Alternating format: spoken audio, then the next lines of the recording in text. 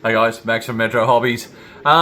We were going to show you the Sea Fury from DBMK, but we sold out of them before we could show you any a box opening.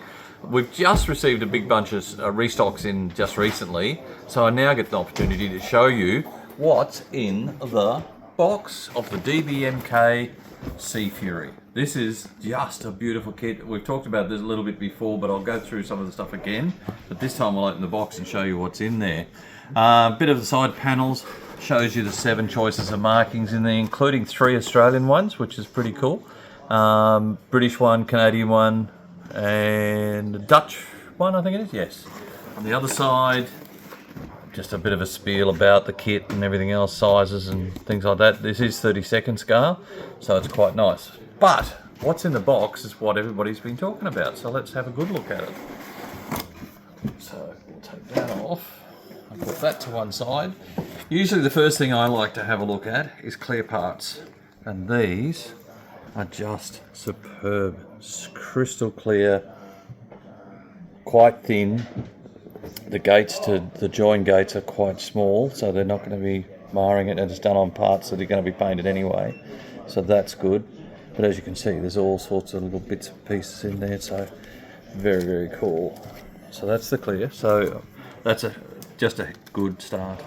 I've already read a couple of people have built theirs, and I've already seen a couple of built, and they're just superb. What else do we have a look? This is the fuselage. So this is very, very nice. If you've seen, I mean, I've got one myself, the Hobbycraft Sea Fury, they're chalk and cheese. They're just so different in the shapes and everything else. It's just lovely. So this is all your fuselage, all the panel lining, as you can see, parts of the rudder, parts of the, I think that's gear door parts, I think, yep. There's the other half of the rudder. These are the supports for the, you can have the wings folded or unfolded, and you've got 2 different styles there to make up. So underneath, there's no detail really on the inside, because most of it's going to be covered up by cockpit parts and everything else, but even still, this is a very small cockpit, and it's black almost.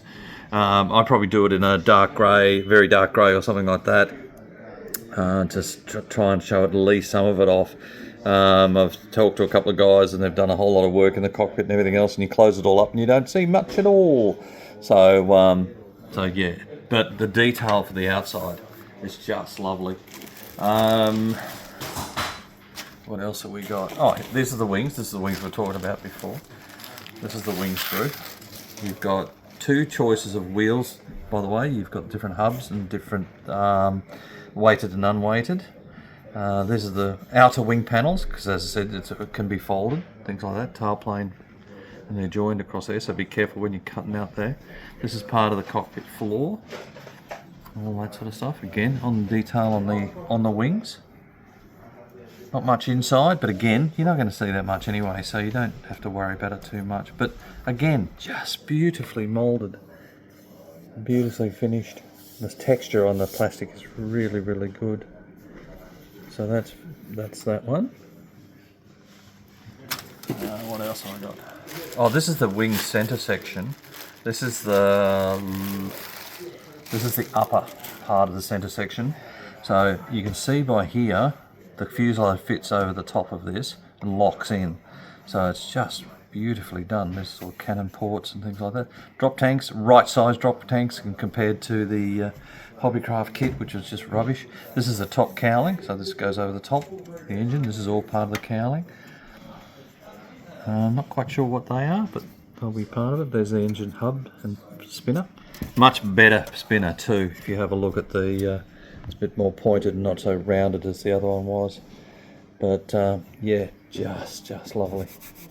Even the rivets where they're supposed to be, light panel lines where they're supposed to be. Just lovely. And it all just slots together. So that's pretty cool. I'm just going to go run through some of these others. We won't take them out of the plastic, but this is all part of the retraction undercarriage. Wheel retraction units. I'll get it out yet. There's 2 styles. There's late and early, I believe, and they even give you a metal rod to go inside the wheel, the arm, the leg of the wheel to add strength for the core of it. So they're pretty good. This is all part of, looks like wheelbase and retraction arms and stuff like that. So that's nice.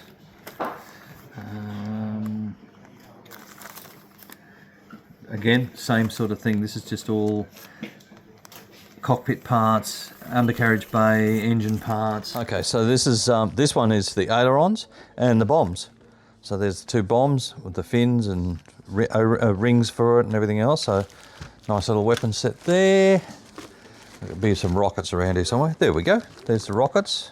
They've done similar to what appears that Revell did, and they give you the front part of the rocket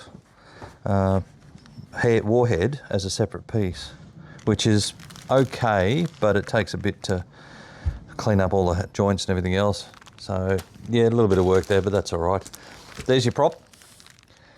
Nice big prop. There's the cowl, front cowl, wheel doors, wheel bay doors, everything else all set up. This is all one piece, so you just gently cut all that out and it all just sticks in.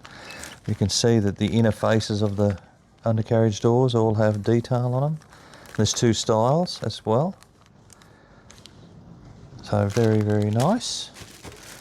And last but not least, this is the lower centre section. So again, all nicely riveted, nice detail rivets where they're supposed to be. This is the tail planes, things like that. Instrument panel. So there's a lot in it, so it's going to keep you busy. What else have we got here? Oh, this is a little packet of, this is your etch metal for cockpit parts, part of the wheelbase as well, part of the undercarriage. That's a little mask set, and there's a clear parts for the gun sight, and that's the two rods to go inside the undercarriage legs to keep them all in one piece and give you strength, so that's good. Instruction booklet, just superb. Gives you all the information, colour call-outs, all your parts breakdown, and then away you go. I really like the way they've set this out. It's very straightforward, no great dramas, not cluttered like some of them I've come across lately. There's too much in each one. And it shows you exactly where everything goes. There doesn't seem to be too much. Try and work out for yourself. There's the wing fold options. There's the wing down, flat wing options in there. So, and then you've got all the colour schemes. So you got British, Australian, or another Australian one, the unusual Australian aerobatic aircraft. It was all silver compared to the blue one. So quite nice. Dutch, and then you got a stencil breakdown, so that's all that. Then last but not least, we've got a big decal sheet, which I believe the decal sheet is done by Carpina, so that's very good. But as you can see, just look, just nicely printed, no dramas. Even the kangaroos look proper kangaroos, not camels or all the other rubbish they get, and they're all going in the right directions as well. So yeah, just nicely done.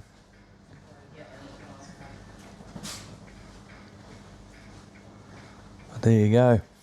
So guys, if you've been wondering about getting one of these, or you've been waiting for it to come back into stock, it has, well and truly, $229.99 I believe it is, and well worth every penny that it's in the kit. It's just superb.